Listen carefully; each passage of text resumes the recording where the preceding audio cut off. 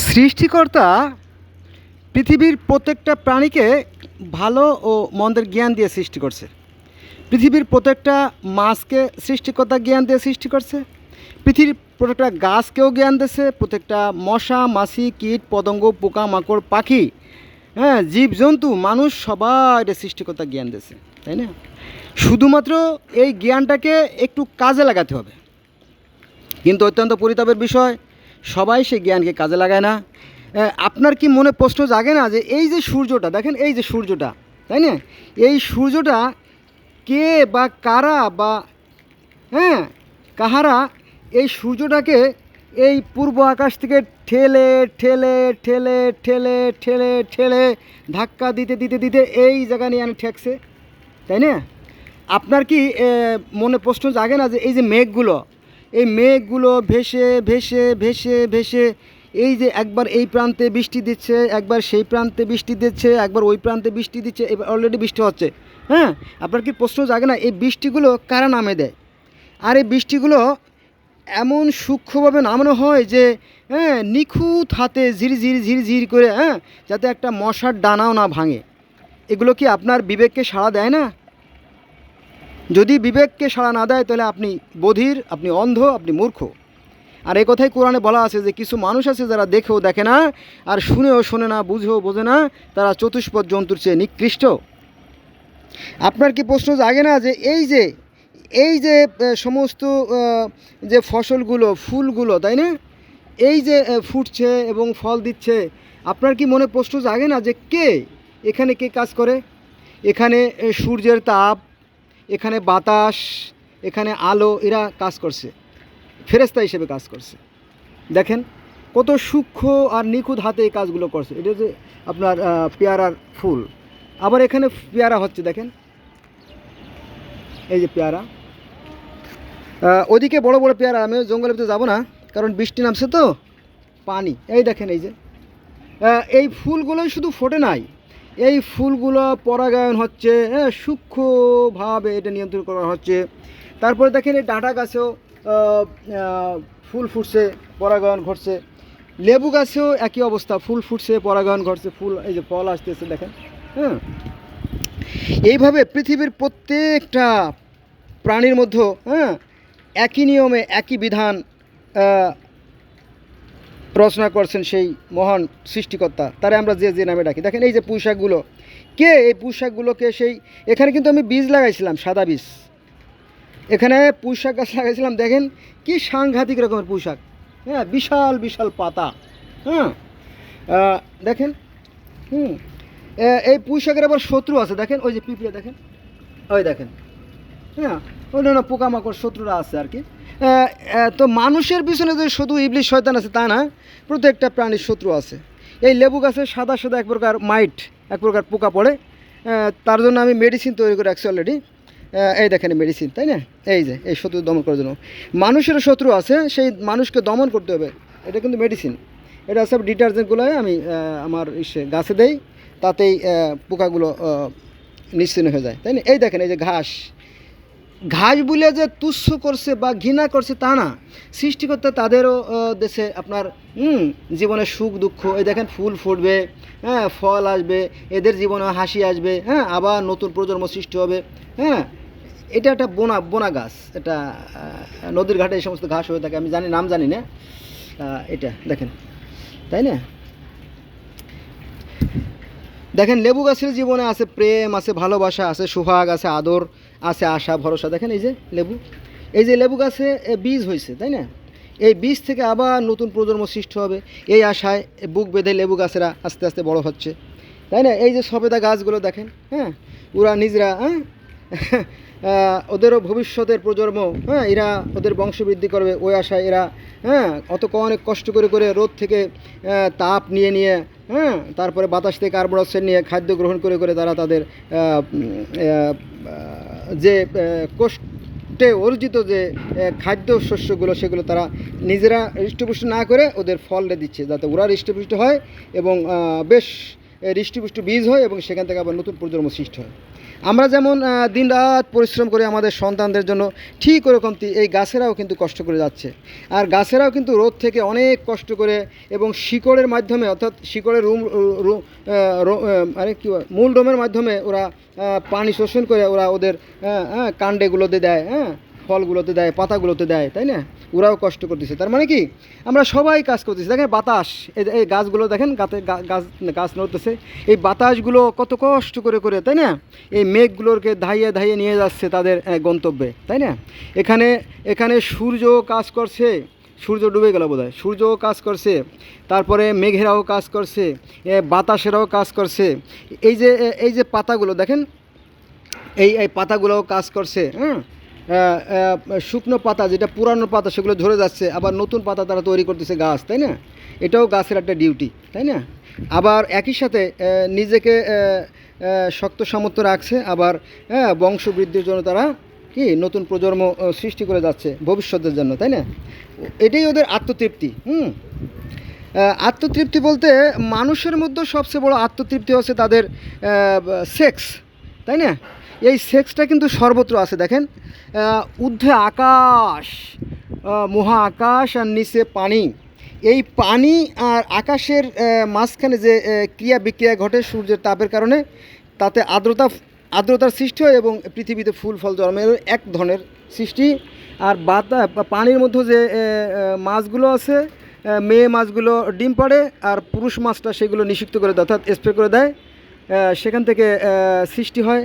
পাখিরাও তাই, পাখি আছে এখানে, পাখিরাও ডিম পাড়ে। এই দেখেন, এই বাবা শর্ত, ওই দেখেন ডিম, দুটো ডিম দেখা যায়, দেখছেন? ওই দেখেন, এই যে এভাবে অনেক কবুতর আছে এখানে, প্রায় 200-300 কবুতর আছে আর কি। যাক, তো সবাই বুকে আশা নিয়ে তারা জীবনযাপন করে। তারপরে এখানে প্রত্যেকটা গাছ, এখানে যত গাছ দেখতেছেন না, প্রত্যেকটা গাছ, ওই যে এখনও ফুল আছে দেখেন, এই যে লাল লাল ফুল দেখা যায়, প্রত্যেকটা গাছ একদম শতকরা 100% গাছে কিন্তু ফুল হয়। এই গাছে ফুল আছে, এই গাছে ফুল আছে, কোনো গাছে ফল আছে। পৃথিবীতে এইভাবে প্রায় 15 লক্ষ প্রজাতির ফুল আছে। কত?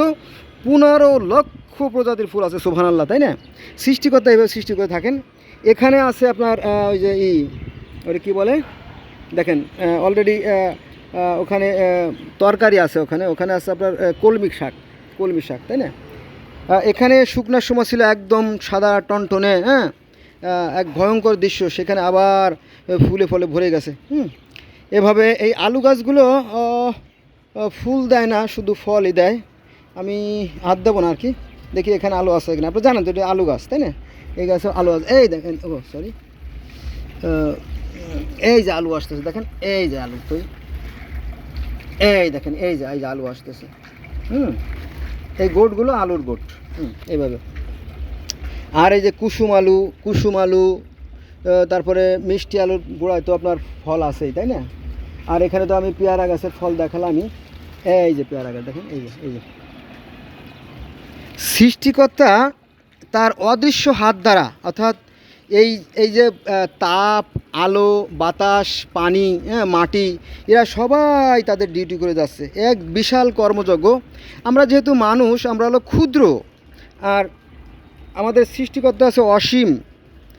তো আমরা এই ক্ষুদ্র জ্ঞানে সেই অসীমের সেই নাগাল আমরা কোনোদিনও হয়তো পাবো না। তবে আমরা এই সুন্দর পৃথিবীটা দেখতে পেরে আমরা খুবই খুশি। আসুন আমরা সেই সৃষ্টিকর্তার নাম স্মরণ করি, আর আকাম কুকাম আমরা ছেড়ে দেই, তাই না? আপনি দেখবেন যে সৃষ্টিকর্তার বিধান অলঙ্ঘনীয় যারা সন্ত্রাসীরাই সন্ত্রাসের সাথে নিহত হয়। দেখবেন যারা গুন্ডা পান্ডা বা রাজনীতিবিদ, দেখবেন যে বেশিরভাগ আমাদের এই বাংলাদেশে, যেমন জিয়াউর রহমান, উনি গুলি খেয়ে মারা গেছে। তারপরে বঙ্গবন্ধু, উনি ওনার সপরিবারে গুলি খেয়ে মারা গেছে। এরকম তো অনেক নেতা আছে, অনেক সন্ত্রাসী আছে, গুলি খেয়ে মারা গেছে। এবং এরশাদ সাহেবকেও প্রায় মারার জন্য নিয়ে গেছিলো ক্যান্টনমেন্টে, কিন্তু ওর কিছু সাঙ্গপাঙ্গ আছে না, ওদের নিজস্ব, যেহেতু আর্মির লোক ছিল, তাকে বাঁচাই দিছে, সে হয়তো স্বাভাবিকভাবে মারা গেছে। তো এভাবে যারা সন্ত্রাসী, তারা সন্ত্রাসের হাতে নিহত হয়ে যায়। এগুলো দেখার পরেও আমরা কিন্তু এই জিনিসগুলো বুঝতে পারি না। এই দেখেন, এই যে আলু, এগুলো আলু তৈরি হচ্ছে, এখানেও আলু তৈরি হচ্ছে। এই যে কেবল গোট আসতেছে, আলুর গোট। এভাবে এক একটা সৃষ্টি কিন্তু এক এক রকমের, তাই না? বহু বিচিত্র ধরনের সৃষ্টি।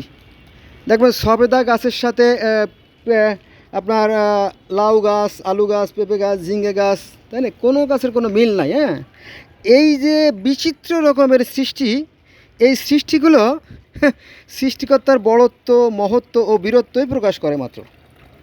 আসুন আমরা সৃষ্টি সম্পর্কে গভীরভাবে চিন্তা করি, কারণ কোরআন সহ অন্যান্য গ্রন্থ আমাদেরকে সৃষ্টি সম্পর্কে গভীরভাবে চিন্তা করতে বলেছে। দেখেন এই যে এই গাছটাও তাদের জীবনেও কিন্তু প্রেম, প্রীতি, ভালোবাসা আসতেছে, তাই না?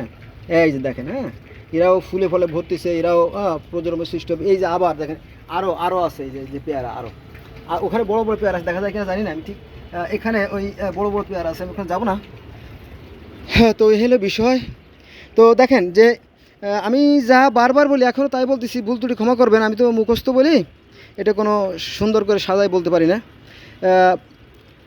যেদিন গাছ থাকবে না পৃথিবীতে, যেদিন গাছ থাকবে না সেদিন অক্সিজেন সাপ্লাই বন্ধ হয়ে যাবে, আর অক্সিজেনের অভাবে আমরা মানুষও মরে যাব।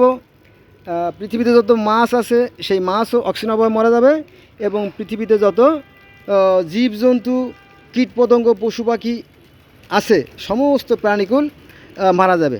এক বিশাল কর্মযজ্ঞ। আপনাকে চিন্তা করলে সূর্য ডুবে গেছে, সরি ফর দ্যাট। সূর্য, চন্দ্র, গ্রহ, নক্ষত্র, আকাশ, বাতাস, মাটি, হ্যাঁ, গাছপালা, পশু পাখি, সরীসৃপ, দুনিয়ার সমস্ত কিছুকে আপনাকে একসাথে চিন্তা করতে হবে। হ্যাঁ, সবগুলো একসাথে চিন্তা না করলে হবে না।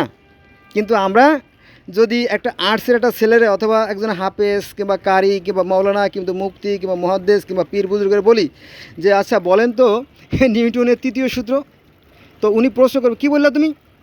নিউটনের তৃতীয় সূত্র কী জিনিস? এটা কি চেকসি করে খায় না ভাতে দিয়ে খায়? হ্যাঁ, এইভাবে প্রশ্ন করবে, ঠিক না? কারণ সে তো নিউটনের তৃতীয় সূত্র জানে না। এটা কি আসলে রান্না করে খাওয়ার জিনিস নাকি আসলে সে জানে না। যারা সায়েন্সের সাথে তারা আবার নিউটনের প্রথম সূত্র, দ্বিতীয় সূত্র, তৃতীয় সূত্র, তারপরে আর্কিমিডিসের সূত্র, ওহমের সূত্র, তাই না, ম্যালথাসের জনসংখ্যা তত্ত্ব, এরকম তো অনেক কিছু তাদের জানতে হয়। তারপরে সূত্র জানতে হয়, তাই না, জ্যামিতির সূত্র জানতে হয় যারা সায়েন্সের ছাত্র, ইত্যাদি ইত্যাদি। তো আসলে যেটা বলছিলাম একই কথা বারবার বলা ভালো না, তারপরে বলি যে দেখেন আমরা হচ্ছি ক্ষুদ্র আর তিনি হচ্ছে অসীম। তার সেই অসীমের সেই জ্ঞান, সেই গুপ্ত জ্ঞান আমাদেরকে কখনোই দেবে না। তাই যদি দিত তাহলে আমেরিকা কী করতো জানেন? এই আত্মাগুলোকে ধরতো এবং আত্মাগুলোকে ধরে তারা সেই আত্মাগুলোকে বিক্রি করতো, বহু মূল্য দামে বিক্রি করতো। তারা আরও উন্নত হতো, আরও অত্যাচারের মাত্রা মানুষের উপর বাড়াই দিত, ঠিক আছে? কিন্তু সৃষ্টিকর্তা তাদের সেই জ্ঞান দেন নাই। সৃষ্টিকর্তা তো বলে দিয়েছেন কোরআনে যে আমি মানুষকে সৃষ্টি করেছি জন্ম ও মৃত্যুর অধীন করে, আমি দেখতে চাই কে কর্মে উত্তম, ঠিক আছে? এবং কোরআনের অন্যান্য আয়াতে দেখবেন, প্রায় শতাধিক আয়াতে দেখবেন যে জান্নাত তাদের জন্য যারা সৎকর্ম করে, শুধুমাত্র সৎকর্ম করে যারা, তাদের জন্য জান্নাত। আর সৎকর্ম কারা করে? যাদের সৃষ্টিকর্তার প্রতি বিশ্বাস আছে। ক্লিয়ার? এখন সৃষ্টিকর্তার প্রতি বিশ্বাস নাই কার? এই সৃষ্টিকর্তার পর বিশ্বাস থেকেই পৃথিবীতে 4,500 ধর্মের সৃষ্টি।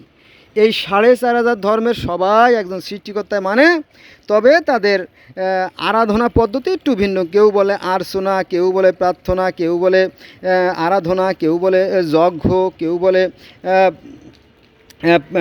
প্রেয়ার, হ্যাঁ, কেউ বলে নামাজ, এই আর কি। একই সৃষ্টিকর্তার উদ্দেশ্যে আমরা যে আরাধনাগুলো করে থাকি এটার বিভিন্ন বিভিন্ন নামে মানুষে ডাকে, কিন্তু ওই এক দেশের গালি আর এক দেশের বুলি, এই জন্য আমরা এটা বুঝে উঠতে পারি না। আসুন আমরা দায়িত্বশীল আচরণ করি, আমরা মানুষ হওয়ার জন্য সর্বোত্তম চেষ্টা করি। আল্লাহ কোরআনে বলতেছে যে সকল মানুষ একই আদমের সন্তান, পরে তারা মতভেদ সৃষ্টি করে বিভিন্ন দলে বিভক্ত হয়ে গেছে। আমি আল্লাহ আমার পূর্ব ঘোষণা না থাকলে এটা হতো না। তার মানে কি? সমস্ত মানুষ একই স্রষ্টার সৃষ্টি এবং প্রত্যেকটা মানুষের স্বভাব একরকম। প্রত্যেকটা মানুষ সুখে আসে, দুঃখে কাঁদে, শীতে কাঁপে, প্রত্যেকের আবেগ অনুভূতি এক এবং অভিন্ন। কিন্তু অত্যন্ত পরিতাপের বিষয়, কিছু ধোঁকাবাজ আছে, তারা সহজ সরল মানুষদেরকে ধোঁকা দিয়ে তাদের পেট পোড়ায়। তারা এই ধোঁকাবাজির ব্যবসা করে, অর্থাৎ ধর্ম ব্যবসা করে। এটা খুবই জঘন্য। আসুন আমরা এই সমস্ত ছেড়ে দিয়ে স্বাভাবিক হয়ে মানুষ হওয়ার চেষ্টা করি, ঠিক আছে? পৃথিবীতে একই বিধান, দেখবেন পৃথিবীর প্রত্যেকটা মানুষ সুখে হাসে, দুঃখে কাঁদে, শীতে কাঁপে, প্রত্যেকের আবেগ অনুভূতি এক, প্রত্যেকের রক্ত লাল, তাই না? কোনো পার্থক্য নাই। এজন্য একজন কবি বলতেছিল, হে দয়াল, হে দয়াল গো, হে দয়াল, তোমায় বহু নামে ধরাধামে কত নামে ডাকি, জানিতে চাই দয়াল তোমার আসল নামটা কি? তোমারে কোন নামে ডাকলে তুমি রাজি খুশি হও, সেই নামটা আমাকে জানাও, তাই না? আর একজন কবি বলতেছিল যে, জগৎ জুড়িয়া এক জাতি আছে, সে জাতির নাম মানুষ জাতি, একই পৃথিবীর স্তন্যে লালিত, একই রবি শশী মোদের সাথী, শীত তাপ ক্ষুধা তৃষ্ণার জ্বালা সবাই মোরা সমান বুঝি, জলে মরি পাশি পাইলে ডাঙ্গা, ধলো আর কালো বাহিরে কেবল, ভিতরে সবার সমান নাগা। ঘটনা তো তাই। পৃথিবীতে যে 900 কোটি মানুষ আমরা এই মুহূর্তে আছি, আজকাল 2025 সাল, পৃথিবীতে 900 কোটি মানুষ আছি, প্রত্যেকটা মানুষ আমরা প্রথমে বছর 2 মায়ের স্তন পান করি, দুধ পান করার পরে তারপরে আমরা পৃথিবীতে যে সমস্ত জিনিস, যেমন আম জাম কাঁঠাল লিচু পেঁপে, হ্যাঁ, আঙ্গুর বেদানা নাশপাতি, হ্যাঁ, তাই না, চাল ডাল গম সুজি, যা মাছ মাংস, তাই না, তরকারি, হ্যাঁ, এইগুলো যেগুলো ফলে সেইগুলোই তো আমরা খাই। হয়তো দেখা গেল যে এক এক এলাকার মাছ এক রকম, তাই না? কিন্তু এই মাঝখানে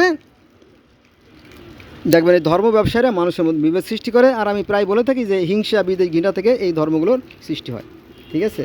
মূল ধর্ম কিন্তু এক। প্রত্যেকটা মানুষ, পৃথিবীতে যে 900 কোটি মানুষ আমরা আছি, প্রত্যেকের কিন্তু ক্ষুধা লাগলে কিন্তু কি পেটে আগুন জ্বলে, তাই না? এটা আর কি। আমরা প্রত্যেকে শীতে কাঁপি, তাই না, গরমে ছটফট করি, তাই না? একই বিধান। এগুলো কি ভাবছেন কখনো? অথচ কোরআন শরীফে কিন্তু 44টা আয়াত আছে চিন্তা গবেষণার। তোমরা যে পানি পান করো তার মধ্যে নির্দেশন রয়েছে, তোমরা যে দুধ পান করো তার মধ্যে নির্দেশন রয়েছে, তোমরা যে জলযানে চলো তার মধ্যে নির্দেশন রয়েছে, জ্ঞানীদের জন্য। হ্যাঁ, কোরআনে দেখবেন এরকম আয়াত বহু আছে যে জ্ঞানীদের জন্য, মূর্খদের জন্য না। কারণ মূর্খরা, হ্যাঁ, তাদের বিবেককে কাজে লাগাতে পারে না। আমার মনে হয় আমরা মূর্খ দলে পড়ে গেছি, কারণ আমরা মুসলমানরা বিজ্ঞান চর্চা করি না। বিজ্ঞান চর্চা না করার কারণে আমরা পিছিয়ে পড়ে আছি।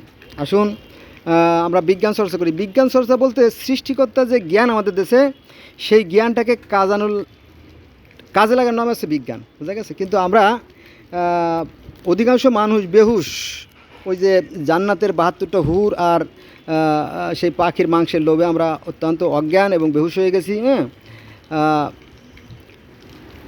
এদিকে যারা ধর্মগুরু তারা তো আমাদেরকে ক্ষতি করার জন্য আসেই। তারা বলে কি যে একবারে কলেমা পড়লেই জান্নাত, যত পাপ কর্মের সমস্যা নাই, তওবা পড়লেই মাপ, তাই না, হজ করলেই সব মাপ হয়ে যাবে। এই সমস্ত ধোঁকাবাজি কথা দিয়ে একটা জাতিকে তিলে তিলে পঙ্গু করে দিচ্ছে। অথচ সৃষ্টিকর্তার দেওয়া জ্ঞানকে যদি আমরা কাজে লাগাতাম, তাহলে আমরা পৃথিবীর উন্নত বিশ্বের মতো আমরা কোনো একটা উচ্চ স্থানে অবস্থান করতে পারতাম। কিন্তু অত্যন্ত পরিতাপের বিষয়, সেটা হয় না। বিজ্ঞান মানে বিশেষ জ্ঞান, বিজ্ঞান, বিতে বিশেষ, জ্ঞানে জ্ঞান, বিশেষ জ্ঞান। বিশেষ জ্ঞান বলতে কি, সৃষ্টিকর্তার যে জ্ঞান সেটাকে কাজে লাগানো, অর্থাৎ পরীক্ষা নিরীক্ষা যাচাই বাছাইয়ের মাধ্যমে অর্জিত জ্ঞান, সেটা হচ্ছে বিজ্ঞান। কিন্তু এই জিনিসগুলো বুঝি না, আর এগুলো বোঝার চেষ্টা আমরা করি না। হ্যাঁ, ফলে আমরা পিছিয়ে পড়ে আছি। বন্ধুরা, উল্টোপাল্টা অনেক কিছু বলে ফেললাম আর কি। আমি তো বিরাম দিচ্ছি না, বলেই যাচ্ছি। তো এই হলো বিষয়। এই সৃষ্টিগুলোর কোনোটাই অনর্থক না। দেখেন, মনে করেন এই যে একটা গাছ, তাই না, লাগান মাইটি আলু। এটা মাইটি আলু, মনে করেন যে যদি হয় ঝড় বৃষ্টি বন্যা জলোচ্ছ্বাস হয়, জলোচ্ছ্বাস হলে পরে এই যে এই মাইটি আলুর গোড়ায় যে আলুটা থাকে, এই আলুটা পচবে না, গলবে না, উপরে ধ্বংস হয়ে গেল, গাছপালা সব কিছু ধ্বংস হয়ে গেল, ভিতরে আলুটা কিন্তু তাজা থাকবে। পুঁইশাক গাছ হয়তো পয়সাগুলো নষ্ট হয়ে যাবে, কিন্তু এই যে আলুটা, এই যে মিষ্টি আলু, কুসুম আলু, এইগুলো আবার ধ্বংস হবে না। দেখেন বিভিন্ন স্তরে। হ্যাঁ, আবার মনে করেন যে বর্ষাকাল হয়, যদি কোনো বছর প্রচুর বর্ষা হয়, ফসল মারা যায়, তাহলে মাছের পরিমাণ বেড়ে যায়, মাছের ফসল বেড়ে যায় যদি বর্ষা বেশি হয়। আবার যদি বর্ষা কম হয় তখন ধানের পরিমাণ বেড়ে যায়, তাই না? মানে একটা দিয়ে সৃষ্টিকর্তা আমাদেরকে পরিপূর্ণ করে দেন, তাই না? এরকম তো জটিল বিষয় আছে অনেক। আসুন আমরা সৃষ্টি সম্পর্কে গভীরভাবে চিন্তা করি, কারণ সৃষ্টিকর্তা আমাদেরকে পবিত্র কোরআন শরীফের 44টা আয়াতে চিন্তা ভাবনা করতে বলেছেন, এবং অন্য ধর্মগ্রন্থ, প্রত্যেকটা ধর্মগ্রন্থেই চিন্তা ভাবনার কথা বলা আছে। বিশেষ করে যারা ইহুদি খ্রিস্টান, তারা তো গভীরভাবে চিন্তা ভাবনা করেই থাকে, তাই না? তো আজকে এই পর্যন্ত রইলো, সবাই ভালো থাকবেন, আল্লাহ হাফেজ।